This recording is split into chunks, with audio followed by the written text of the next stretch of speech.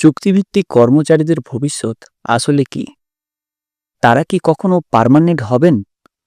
সরকার তাদের নিয়ে ভবিষ্যতে কি ভাবছে?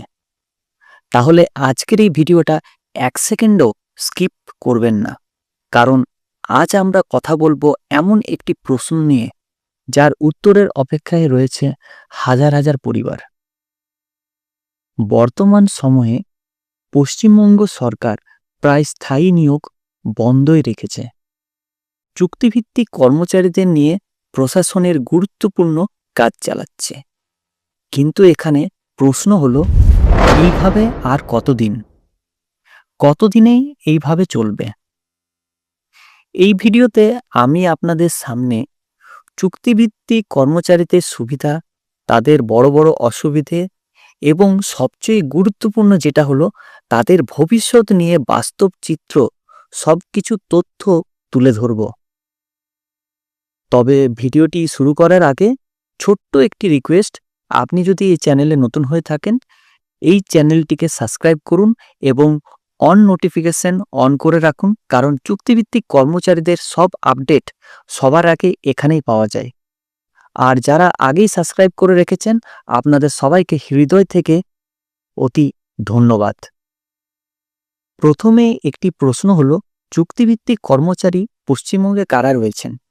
দেখুন, প্রতিদিনের ভিত্তিতে নিযুক্ত ক্যাজুয়াল ওয়ার্কার অর্থাৎ আইটি কর্মী, software developer, software support, computer analyst, data entry operator, group C, group D, parateacher, আশাকর্মী, অঙ্গনবাড়ি কর্মী, সহায়িকা, civic volunteer, village police, home guard, fire operator, driver, ICT, NSQF, এমনকি রিটায়ার্ড গভর্নমেন্ট স্টাফরাও। এত মানুষ, এত পরিবার, কিন্তু ভবিষ্যৎ আজও প্রশ্নচিহ্ন। পশ্চিমবঙ্গ সরকারের অধীনে চুক্তিভিত্তিক কর্মচারীদের সুবিধা। প্রথমে জেনে নেওয়া যাক ভালো দিকগুলো। পশ্চিমবঙ্গ সরকার চুক্তিভিত্তিক কর্মচারীদের 60 বছর পর্যন্ত চাকরির নিরাপত্তা দিয়েছে, যদিও কোনো শৃঙ্খলাভঙ্গ বা গুরুতর অভিযোগ না থাকে। বছরে 30 দিন সাধারণ ছুটি আর 10 দিন অসুস্থতার ছুটি, মোট 40 দিন ছুটি রয়েছে। মহিলা কর্মীরা সন্তান জন্মের জন্য 6 মাস ছুটি, যেটা মাতৃকালীন ছুটি আমরা জানি। এছাড়াও মিসক্যারেজ বা অ্যাবর্শনের ক্ষেত্রে 42 দিন ছুটি। 60 বছর চাকরির শেষে এককালীন 5 লক্ষ টাকা অবসর ভাতা। প্রতি বছর সরকারি অর্ডার অনুযায়ী বেতন ইনক্রিমেন্ট। এই সুবিধাগুলো অবশ্যই গুরুত্বপূর্ণ, কিন্তু প্রশ্ন হলো, এগুলো কি যথেষ্ট?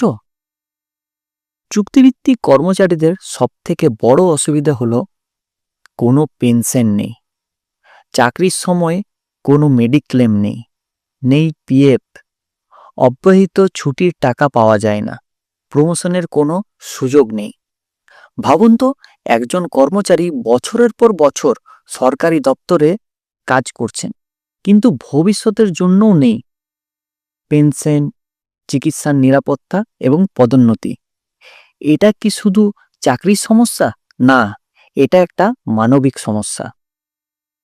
তাহলে চুক্তিভিত্তিক কর্মচারীদের ভবিষ্যৎ কি?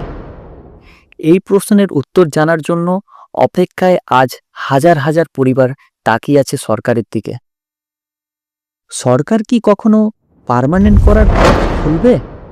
ন্যূনতম সামাজিক সুরক্ষা দেবে? পেনশন বা মেডিক্লেম চালু করবে? এই প্রশ্নগুলো আজও উত্তরহীন। আমি আশা করি এই ভিডিওতে চুক্তিভিত্তিক কর্মচারীদের সুবিধা, অসুবিধে এবং ভবিষ্যৎ নিয়ে বাস্তব চিত্র আপনাদের সামনে পরিষ্কারভাবে তুলে ধরতে পেরেছি। যদি আপনার কোনো প্রশ্ন বা মতামত থাকে অবশ্যই সেটি কমেন্ট বক্সে লিখুন।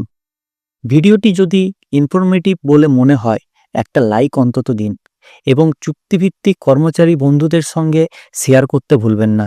ধন্যবাদ, দেখা হবে পরের ভিডিওতে। আশা করছি এই ভিডিওটা আমাদের ভালো লেগেছে। যদি ভালো লেগে থাকে অবশ্যই চ্যানেলটিকে লাইক, কমেন্ট এবং সাবস্ক্রাইব করবেন এবং পাশে যে বেল আইকন রয়েছে সেটাকে ক্লিক করবেন নিয়মিত সবার প্রথম সঠিক আপডেট পাওয়ার জন্য। সো থ্যাংক ইউ, ধন্যবাদ এই ভিডিওটা শেষ অবধি দেখার জন্য।